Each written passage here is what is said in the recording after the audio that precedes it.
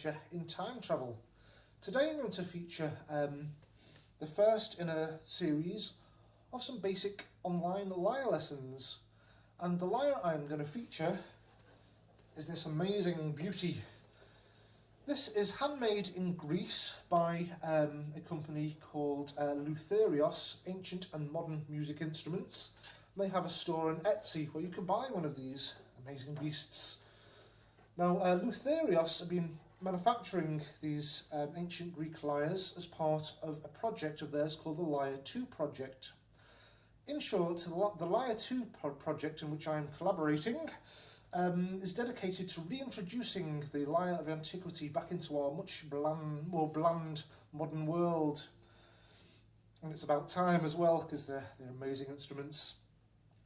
So that's a bit about Luthieros. The type of lyre that I'm playing is, as they call, the Chelys, which in Greek literally means the tortoise-shell lyre. Now, if you look at many pictures on ancient Greek vases, in ancient Greek times, actual tortoiseshells were used as the resonator at the back of the instrument, over which his skin was stretched. But unfortunately, the species of tortoise that was used in ancient Greek times, I think it was a variety of the European tortoise, is now sadly an endangered species. So Luthieros make all their instruments with a resonator fashioned in wood. And this actually gives a much more resonant sound than an actual tortoiseshell would give, because say a tortoiseshell is quite thick and much denser than wood. It's also quite likely that in ancient Greek times they also fashioned resonators out of wood as well as tortoiseshell, but obviously the wood would be fashioned in the form of a tortoiseshell. Just as we say, you can have a pair of tortoiseshell glasses, doesn't mean that they're made of tortoiseshell, it just means they have a tortoiseshell effect. So that's a bit of the semantics about what a tortoiseshell lyre is or can be and what it isn't. Some details about the components of the lyre. As we see, there's a skin membrane. The range of strings on the lyres made by Luthieros, it starts off with 7 strings. That was like the Lyre of Hermes. And the ancient Greeks generally had a 7-string lyre because the ancient Greek Apollo was apparently born on the 7th day of the 7th month, and so 7 became a sacred number associated with music. But Luthieros do a whole range of strings, from 7 strings, 9 strings. This particular model has 11 strings. I think they go right up to 14 strings, but I find 10 or 11 strings is the optimum amount. Any more strings, and it's almost impossible to actually tell which string you're playing, because unlike the harp, the strings aren't colour-coded. So to actually get your bearings, you have to sort of calculate in your head the spaces, the number of strings in between. So like a 5th always has 3 notes in between it. The 4th has 2 notes in between it, and so on. That's how you can sort of navigate. Another essential difference between the position of the strings on the authentic ancient Greek Chelys lyre and a harp is that the strings are strung with the bass string nearest to the player, a bit like on a guitar, and the treble strings farthest away. And there's actual a really useful reason for this.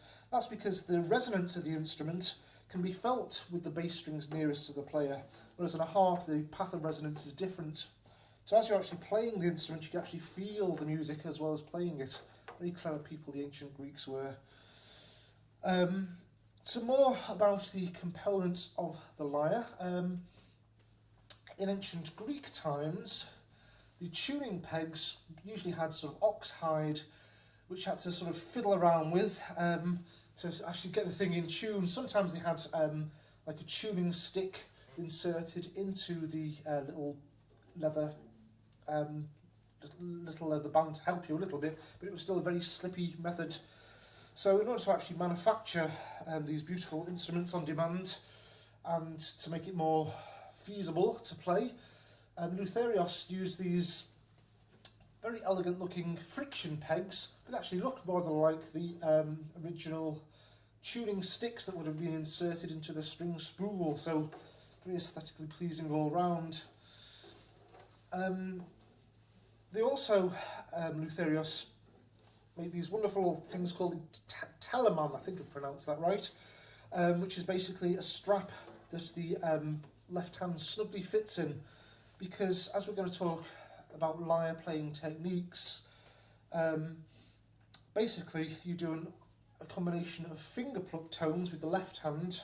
That's why you need the teleman to keep your left hand in position, and also to keep the lyre upright, and plectrum pluck tones with the right hand. Luthieros also make these wonderful, as I say, replica 2,500-year-old plectrums. I think this is actually made from authentic tortoiseshell as well.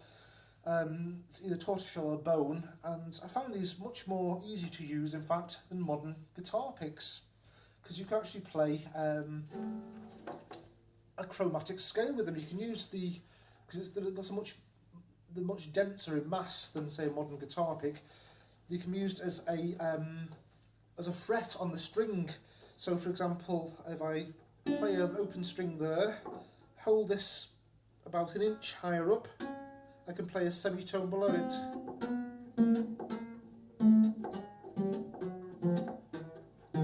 And so on, you can play a full chromatic tone with one of these amazing replica 2,005-year-old plectrums. So that's a little bit about the various components of these beautiful lyres. In the next lesson, I'm going to show you some the basics, actually, how to get the instrument in tune, and I'm going to discuss about the ancient Greek modes, and how you can tune into the wonderfully pure, just intonation of antiquity. That's another story altogether. As we're going to progress through these basic course of lessons, I'm going to probably start off with something really nice and easy, with actually one of my old piano books. Before I used to play the lyre, I used to sadly be a piano teacher for the terminally tone deaf, and one of the books I used to use was this thing, which is available all over the world. It's called Me and My Piano by it's the Waterman Harwood Piano Series, basically, and up to about page 17 will be great, because it teaches you the very basics, as well as learning to read music if you can't already learn to read music. It's going to show you all the way up to the string numbers and the corresponding notes. So this is the book we're going to start off with, just to get some absolute basics and get familiar with which note is which on this beautiful instrument. Anyway, without further ado, that's probably enough to take in for now. So do check out my blog on the Lyre 2 project, which you can find on the homepage of my website in the navigation bar at the top. And this gives all the links to Luthieros and their beautiful range of lyres. Anyway, I hope you enjoy the course of lessons to come. Thank you for listening. Bye for now.